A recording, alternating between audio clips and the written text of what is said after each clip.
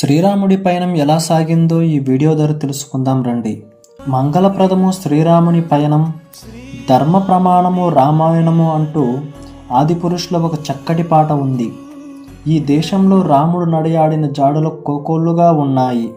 పురాణాల ప్రకారం అయోధ్య నుంచి లంక వరకు సాగిన రాముడి ప్రయాణంలో పలు చోట్ల కీలక ఘటనలు చోటు చేసుకున్నాయి. వాటిలో కొన్ని చూద్దాం రండి. అయోధ్య. ఉత్తరప్రదేశ్లోని అయోధ్యను శ్రీరాముడు జన్మభూమిగా చెబుతారు.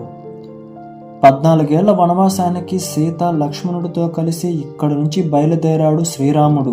ప్రయాగ్రాజ్.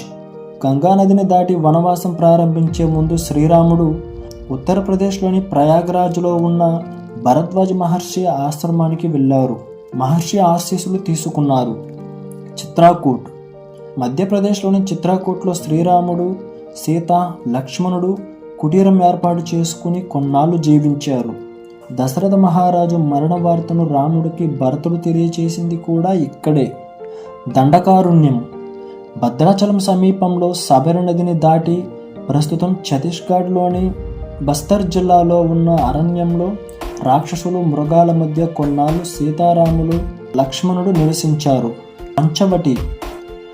మహారాష్ట్రలోని నాసిక్లో ఉన్న పంచవటి ప్రాంతంలోని లక్ష్మణుడు శూర్పణకు ముక్కు కోయడం, రావణాసురుడు సీతమ్మ వారిని అపహరించే ఘట్టాలు చోటు చేసుకున్నాయి.